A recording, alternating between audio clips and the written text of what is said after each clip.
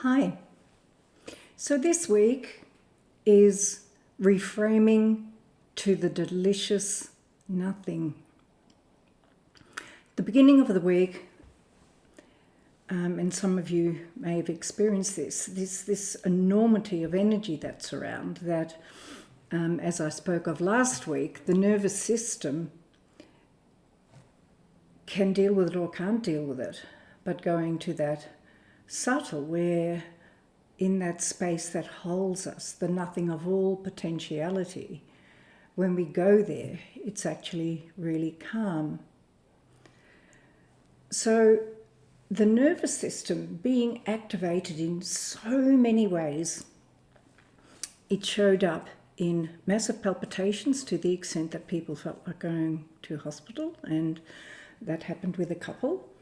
And the interesting thing with that was, in working with it, it was so multi-dimensional and on so many different levels that there were no words for it. And those of you who have done Touch for Health 1 or any of the kinesiology processes, there's a time, and it always surprises me with all the stuff over the years that is there to avail. Emotional stress release, just holding the emotional stress release points until the pulses are felt, and the patience of that. I can remember in years gone by, a woman came who barely spoke English, and I kind of got the gist of what her concerns were. And the session was emotional stress release, which went on for what I thought was forever. But she felt great afterwards and had resolved her own issues with no words. And in this case, the same happened. It's like the brain went back to the mammalia brain, the reptilian, the mammalian, to other, God only knows where we go. But it cleared, it felt like lifetime of processing, which in this case was always being concerned and caring for others and considering them, a beautiful soul. And to actually undo the programming so that self could be present. And then in the presence and that calmness, the trick then is to reframe. Reframing is so bad. So often I hear, why didn't I see it that way? And why is it that we go to what we perceive as not enough? And we have to do more. And that's very much what this week showed, that tick the box, reframe and tick the box.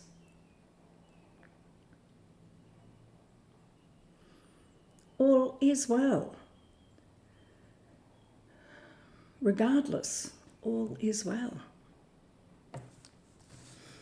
So that aspect of clearing and coming to that sense of nothing in which one can see oneself clearly in its desires, in what I would say is the ability to see the contrast rather than judgment, and then be discerning. And the discerning is to reframe yourself.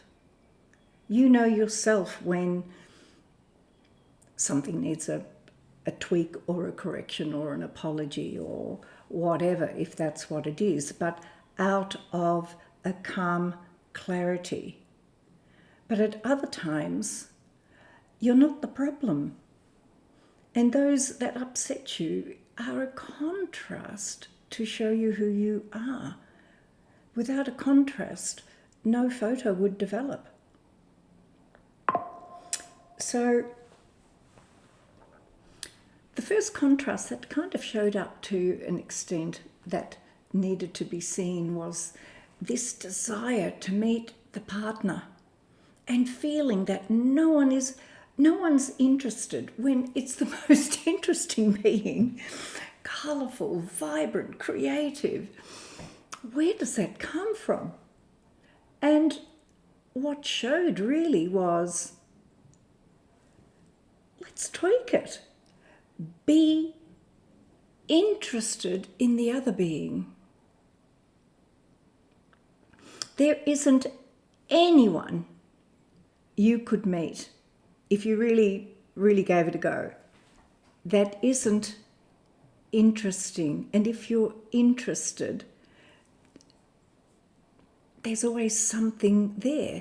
And what happens with that is others seeing you being interested are then interested in you. It's this on-flowing effect. And instead of carrying, no one's interested in me, it flips. The contrast is, I am interested in other people. And then other interested people can see that and will be interested in you. Makes so much sense. So again, a reframing. The next reframing was interesting, and this may apply to many of us, because some of what showed up this week is when we have a sense of vastness, what can happen, and I'll draw it here, what can happen, it can turn in on you. Yeah? And we do turn in on ourselves for taking responsibility where we don't have it. And letting that go and letting others sort out their own stuff. Allow the contrast instead of feeling you have to be responsible for everything. But this was a very vast energy. And it was very much starting to feel like an implosion. And that core became what felt restrictive and what I don't want to pay attention to. It stops me from all that I feel is so possible in the world. So this, when reframed, became this vast, vast capacity that being here, it could access. And it was vast. And seeing it as vast, it then becomes more of a creative allowing the vastness and appreciating the vastness and knowing how that can be brought into presence by self with others. But the vastness can feel very alone. But when this was shown, the alone wasn't a problem anymore. If I am vast and I alone can have a sense of seeing that others haven't seen yet, what an opportunity to work with others to see if they can see it, and how can we work with that together. It turns into a very different process when it's reframed. And the next thing that showed that was really powerful, and again, it fits regardless the vastness. Because of this vastness, it went to highly intolerant, but as a positive. Like, not on my watch, I'm here. That's not how it's going to go for me. And I know others who've used this when in a production, somebody says, you ask for something to be done, and they go, I can't do that. And then they say, well, can't isn't in my vocabulary, so get on with it. And then it happens. The can arrives. So being very discerning with high intolerance informs a value that is so high that you can speak and share it, but see it as, reframe it as positive, not, why am I always seeing what's missing? Well, you've got a vaster vision. And make it nothing that you feel that way, because in a sense you're affirming yourself in what you see. See the contrast, see where it takes. Take it into a conversation, because that high intolerance can be seen as a value that they see in you. Yeah? And if they go, why are you so angry? You actually go, you reframe it. And you go, this isn't anger, this is clarity. I'm sharing my clarity. And it flips things. Then what showed up was, in the process of all of that, to understand, to get, I'm actually not changing anything. It exists in the space, and it comes to me, and I bring it through. The creative process out of that to bring it forth, which is again a version of the nothing, but the nothing is not nothing. It is a fullness beyond comprehension. Then there was somebody who came along who, in relationship many, many years ago, the desire to be together was so effortless. It was a daily, no way would I not spend a day not being in touch with you. And it went on for years and years and years. And then, for some reason, utilitarian reason, marriage came along. Changed everything. Now, I'm a believer is the wrong word. To commit 100% is a freedom. Because when you commit 100%, the fullness of who you are is there in the dialogue. It creates a primary relationship like nothing else. But what had happened here is marriage became a thing. And then the thing altered the no thing that was so enjoyable. And the commitment was 100% because it came from the nothing, the desire that needs no prompting. And to be able to clear the path to get back to the original aspect of it, and to work that process, and to go back to what was very precious in that, and to bring that through. And it takes very little to go back to that place. If annoyance shows up and one partner arcs up, it's just a matter of saying, let's just be kind. Let's just be kind. And soften it and bring back that original nothingness, that out of kindness all you want is to be together and to care for each other. It's not the thing. It is that which is no thing that is so powerful, and that desire. So that nothing actually continued. There came a being who, everything is moving in the right direction. Things have fallen in place, boom, boom, boom, boom, boom, boom, like in a short spell of time, in a way that you can't even imagine would happen so fast and clearly. And how to move into that space was what she came for. How do I move into that space? How do I make the most of that space that has arrived? And very right in feeling something there. And what was there was this lifetime after lifetime being in the spiritual aspect of feeling I can do more, I can do better, I can improve myself. And the spirit really had no time for this at all anymore. It's like, I can't keep doing this. And the spirit says, I can't relax with this striving. Can we stop striving? And can we just be? And in the being, to even in sitting, to feel the communication with all that is around you. And there is no striving in it. And it's that which it desired more than anything. And the striving and the working hard can take that away. Again, reframing. I'm already good enough because I'm here. I wouldn't be here if that wasn't the case. How do we get there?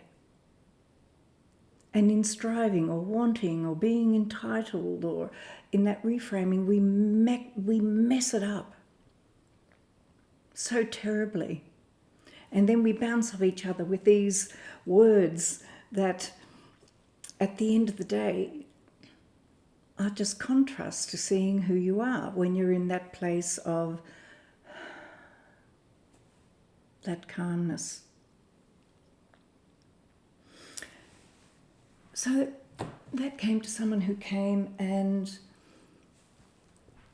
very bright, always has been bright, very sharp, and very much in what was spoke of earlier, that high sense of intolerance because of the high ethical aspects and clarity that this person carried, which didn't always work out well. And what is happening that in her life moving forward, it's really attached to being productive, like wanting to prove the okayness by being productive and having to find that productive. And it started to hurt the body, like the overstriving of the spirit in the last one. This was more on a physical level, pain. And it went into desiring flow, that the flow of what is happening and the presence in it is the nothingness that carries us through to the end of the day where we go, my God, where did the day go? That was fantastic. This flow through past experiences was stuck. And it's interesting because it went to an essence that talked about holding grudges. And it says the grudges are gone. And they were in life doing what felt good, attached to productive, but the grudges were gone. And the body was still doing the holding. So it was about working. So it's really not holding it. The body is holding these traumas, these experiences, these denials of being seen. And when we're in flow, we see ourselves. Things can flow and things can heal. Which is interesting because one of the cards that came up this week was growth again, and all movement is growth. And if you're in a holding position, there's no movement. So things felt better, and we'll see where that actually went. And it was funny because it got to a stage where the spirit was very clear about this process. It was like, yes. And the mind said, I can't do that because I don't understand what you're talking about. I have to understand. And the spirit referred it to, well, I can. And then it said, okay, if you can, I get you can, and therefore I can let it go. Our mind can hold on to so much, and it is the ultimate that needs to be reframed, how we mind things. Which went to somebody who was taking way too much responsibility and started to see that actually the responsibility is me, responsible for me, because being responsible for everything else took her away in so many ways that her body was not in her body, and that causes a lot of damage. So focusing that responsibility for me, which is our first responsibility. Because if that's an integrity, all that has value for you will be taken care of. And then finally,